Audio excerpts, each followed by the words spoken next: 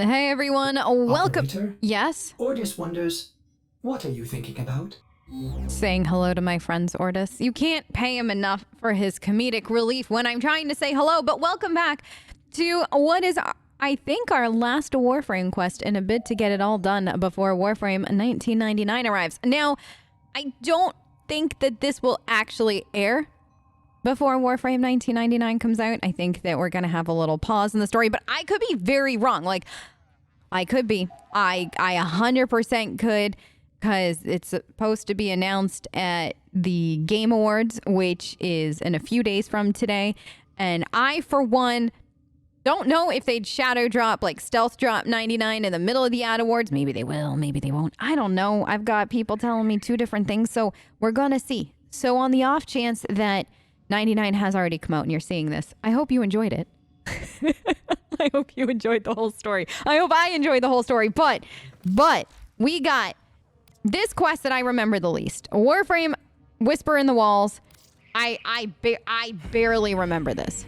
Like, I'm not gonna lie. I think I played it on stream the first time I played it, which means I was heckin' distracted.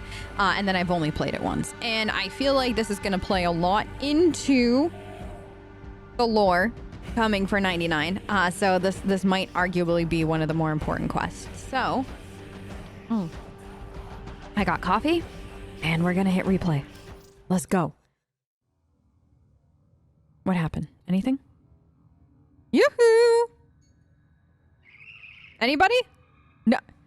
They left me alone? Is that wise? Ordis? Where am I going? Okay. I'm just gonna go then. I guess. Nobody wanted to say hi? Nothing? Wow. I was kind of waiting for Ordis to yell at me, or... Oh, wait, no, here we go. I'm getting yelled at now. Or something. Inaros? Kind of reminds me of Inaros.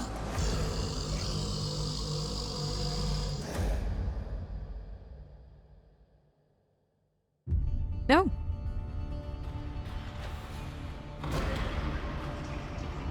Mm-hmm. Okay, that's pretty freaking cool. You are 99! And that's my cell phone sitting on my table-ish. What does it say?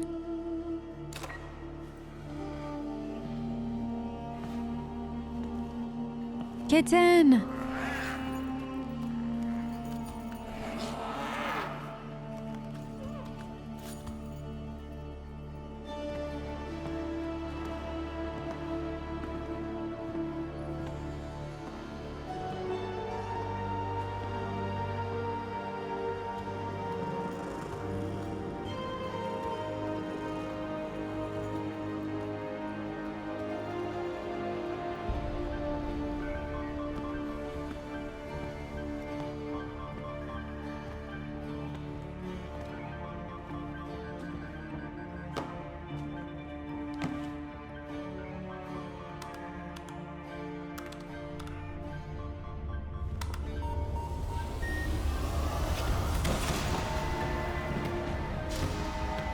That's such a cat move. 100% right on the desk. Such a cat move.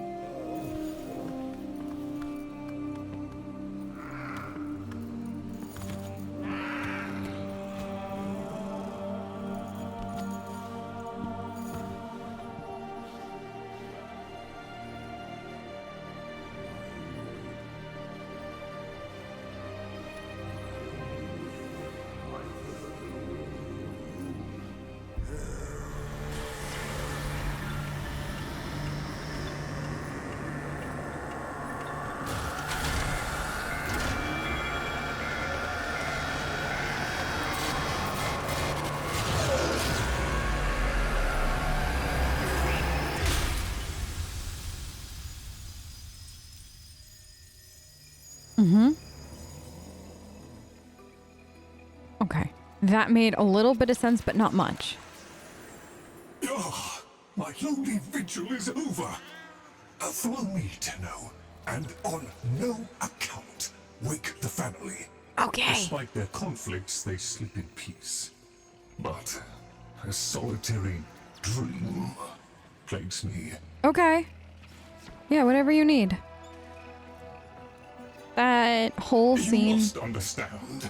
Yeah? Constructs cannot dream. That's what I had And yet, thought. I have. You shouldn't be able to, though, Lloyd. In my dream, Yeah? one single name repeats. Which name? Kalimos. Okay. Am I going in, Lloyd? Where are you leading me? Memory surface, long locked away. Okay. This was no dream, Tenno. It was a precept. A precept? The Kalimo sequence. What is the Kalimo sequence, Lloyd? But what is it?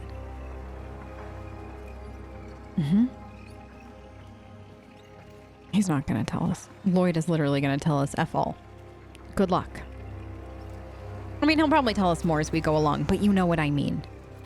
Kinda looks like an eyeball, huh? This dormant precept.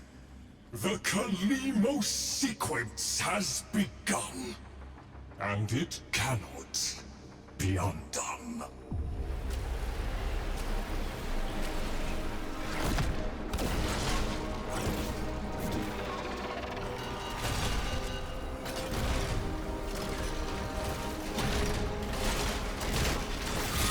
Oh, God. Oh.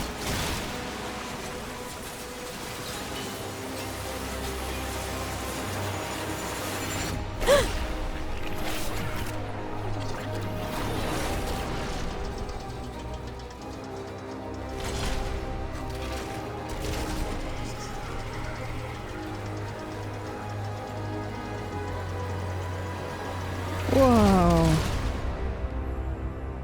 What the? That was so cool. Holy. Look at this. Can I, like... Jahu, form. My departure was a day less than any other. When I stepped inside the bell, I saw no crowd through its seriglass, no skeptical onlookers, no regal send-off. They all had given up on me and my paradoxical formulations. The wasted years had all shown the void to be just that. Nothing. No energy, no entanglement, no form. To spacefaring ambitions, a dead end. On the day, my laboratory was mostly vacant of witnesses, most of all of expectation. Only my sluggish attendants, my sagacious Kavat, Kalimos, and of course my daughter. I had raised her alone, but with inconsistent vigor. In those eyes, her mother's, I did see a terrible reflection of a man that did not exist.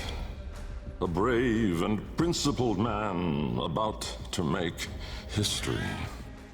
In truth, he was a void himself, an outcast, a joke, a nothing. Driven by my humiliation, failure had made me bitter and reckless. I would dive into the depths myself to prove them all wrong. I gave the signal. My daughter grasped the lever. Kalimos then belted out a desperate, rasping growl. But it was too late. This is his story. Wait, I never looked at these. Okay, we should have started with this one, but that's fine. Listen, all right? We're a little off kilter. It'll be great. Truth. It began long before us. We who now live our perfect and dull, endless lives. It began long before these moon palaces and body markets hurling around our golden sun. Body It markets. began long before our light coil thinkers, our radiation wars, our oil smoke. It began with us, the continuity and its twin, wanderlust. Huh. The need for unseen shores deep in our marrow. No judge, jester, queen, or king can escape this old blood. We are nomads, eternal. And when no ocean, mountain, or sky could contain us, our gaze hungered starward. Afar, they mocked us with their brittle light, winking and jeering like dangling iotons, forever out of reach, illuminating the truth. Immortal as we are, we die with the sun. That's where I come in. Okay. So then we had truth, which is his truth about, or like the truth about the wanderlust and the need to keep going. And then we had form, which is the journey he took into the void, or the start of it, right? So then this order, Vom. Vom, order. The calipers yawed open the wall between worlds, stretching there a black trapezoidal gap, a door, a mouth. It yawned in the light of the room, splintering it to mesmerizing, unearthly hues. And I, inside the bell, dropping obliquely toward it from my gallows. Mass and time rippled as a sudden vortex jawed before me. My head was vapor, my feet lodestone. The bell around me flexed like a rat paralyzed in a winding, gulping snake. I faltered in the awe of it, stumbling against the ceraglass, and with that shifted the bell's path through the wall. It grazed the caliper membrane, the edge of the door. No worldly edge was as thin, as sharp as could split even light. As the bell faintly grazed it, the ceraglass was all at once rendered like strips of flesh by Dax's blade. My enclosure was beheaded in an instant, but still, I fell, sideways, into the void. Into the void. So this is his first trip. Now, from what I understand, from what I've read, and I'm guessing that this will explain it all to us too as we're going through these now, but the trip into the void, his first one, is where the man in the wall comes from. Like that void entity, that weird ass stars, it's been called a few times and stuff like that. Like, I feel like the man in the wall has been called a whole bunch of things. Void entity, and I feel like we've heard him called a star, and I know that there's been more, but I mean, I call him an asshole, so there's that too. But yeah, I feel like this is where this all began. So let's keep going. I really and truly love it though that these are requiems, the relics for the liches and stuff like that, like Kuva lich and stuff, and you need the requiem mods and everything. These are what's on them. Vom, Foss. These are all part of it. And I just love how this is all interconnected. Fass. Chaos. Death was on me, I was certain. So Fass is I was chaos. face down, eyes clenched, my heart pulsing the last of its seconds, and my lungs burning the last of its air. A sudden nostalgia gripped me. I grasped desperately for memory of a storm just past, the fumbling pitch of a child's song. Yet all these thoughts seemed to steal away from my mind like smoke through a vent. I would die empty. I then became aware of another sensation, physical, a web of pain, needles itching into my arm. At once I realized I was alive. Laying in the bell's shattered ceraglass, I groped the ground, warm stone, the floor of my laboratory. So, I had never left. And so, I had failed. Again, I heard a crunch alongside me. Someone stepping through the shattered glass. With great shame, I gasped and rose my head to face my daughter above me. But as I opened my eyes, it wasn't her. It was me. What? The man in the wall. That's Wally, right? Oh no, we gotta know what's next. Is it... I assume we're going... Yes. I think we're going this way. This one is Riss. Riss. Light. The senselessness of it. The paradoxic, the vague, untimed form. I was alone, but not. For I stood there confronted by myself. A twin, but no brother. A reflection, but with dimension. Oh. Behind him, no horizon, but a vast broiling sea of caustic light pierced at random by black pin stars. And closer, around me, a gale of flowing vapor, profane in color, billowing relentlessly into the nascent lack, seeking all directions. I was standing on a precipice of familiar stone, jagged and unanchored as though cleaved directly from the very floor of my laboratory. I wondered at the vapor's path, smoking outward more, leaving behind now the walls, the filigree gold, the rare cuts of marble from my home. I knew at once the vapor's source. I turned away, back toward the wall, the trapezoid I had yawed into it. Vapor erupted inward at the gap, but not just from there. For as I rolled my eyes back, I saw the same. A great steam of scintillation smoking out from my skull. Dumb in awe, I faced toward my chimerical twin. Chimerical? He spoke. Okay. This is so interesting. By the way, the voice acting, incredible. Absolutely incredible. Kra, time. Kra, time. An old name, unspoken in the centuries since my mother reared me. A soft hiss, soothing as a viper's gaze. Little Bengal. The other me reached out, offering his hand, gliding toward me without moving, as though the distance between us was now collapsing. A confusion, most euphoric, filled my mind. With the shred of wit that remained, I decided that I should run for my life. At once, crazed and frantic, I fled. But I made no forward progress.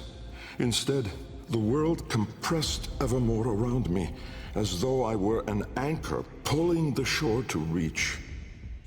When I arrived at the door, or rather, the door arrived at me, I howled, hurling myself inside, out.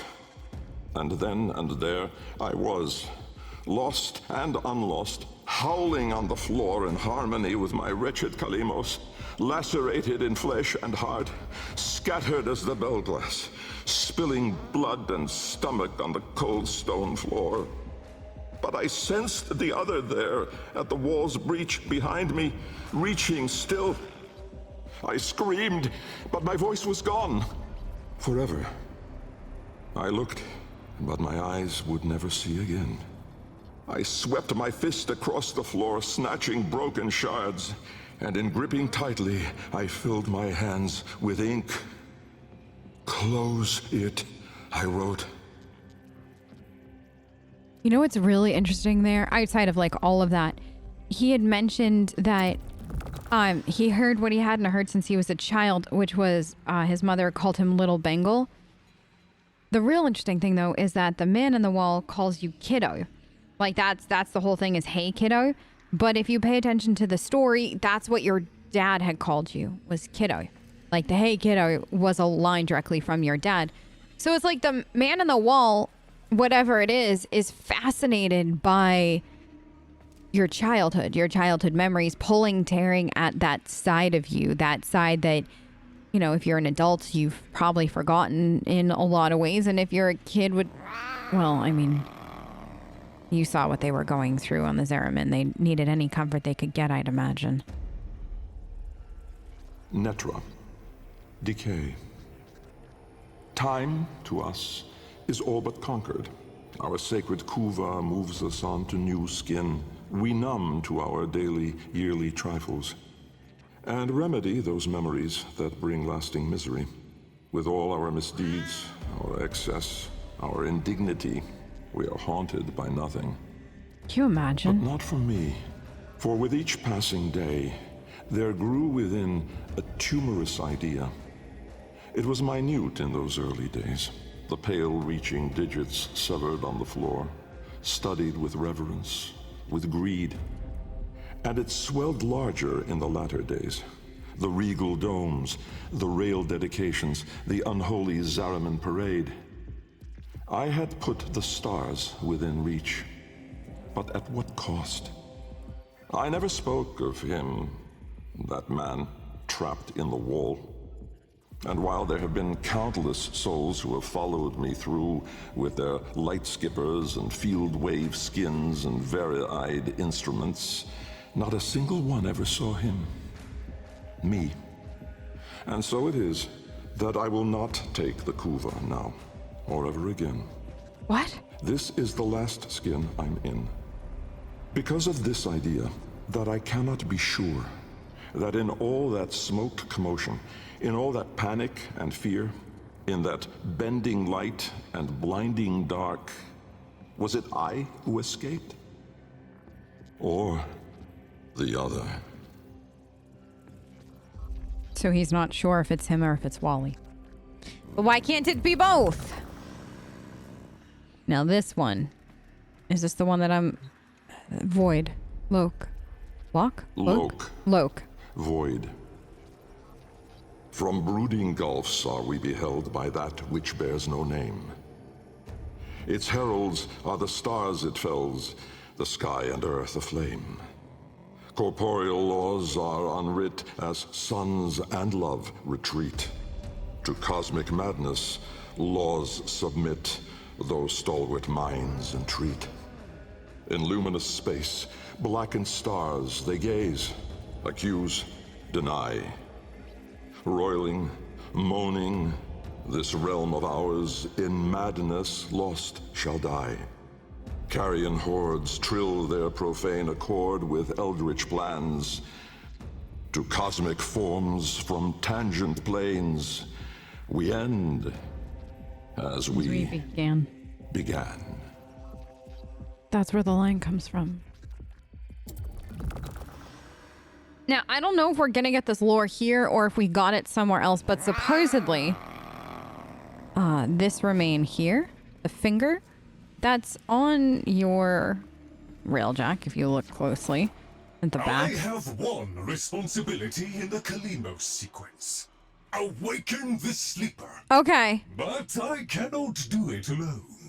Please, assist me once more. Anything for you, Lloyd. So supposedly though, that finger, that remain that we had, or like that they had, was on our ship. When we went into the void, it was like an experimental part of what powered it or something like that, I feel like I had read. And I'm kind of curious if we're going to get more info on that now. Whoa! What? Oh. That's so cool. Uh-huh. Sure. Uh-huh. Right. This is literally the coolest thing. You dead. In here? Mm-hmm. I think Lloyd's up here. I fear we are off the edge of the map and into the domain of monsters. Monster Entrati never completed his final project. The Vessels. The sequence dictates they cannot awaken before the sleeper does. Okay.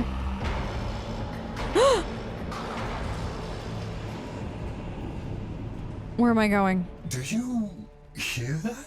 Yes. Let us hope the sleeper is untroubled by such strangeness. Find them Okay. Sure.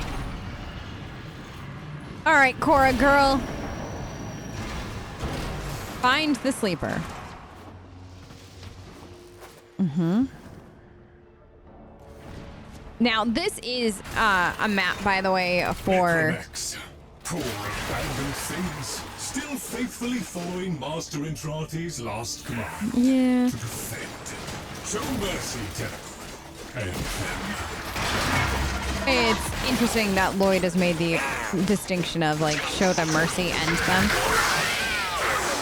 But what I was gonna say is I had to turn it down because it was so loud, but I probably don't need to turn it down that much. I totally... Oh no, don't smack that. I actually forget now. I 100%... My brain died there. Master Entrati called it the Void Tongue. The what? He feared it was meaningless, and feared more that it was not. Oh, that he found it a mercy to end these guys, kind of thing. Like, I find that to be really interesting. I like Lloyd's character, though. Oh, yeah, but this is, by the way, maps that you can do later on. Like, once you do this quest line, this is like a whole separate Deimos faction.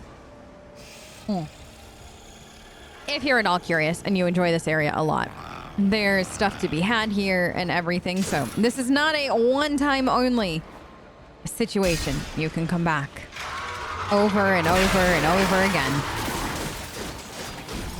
My God, it feels so good to be in a Warframe. I know we were in a Warframe at the end of the new war, but it's not the same as doing like a full mission in a Warframe. So I'm very excited right now. That book was like a diary to Master Entrati. His grimoire. No doubt it holds the secrets of the vessels and of the Kalimo sequence. Take it, Tenno. Okay.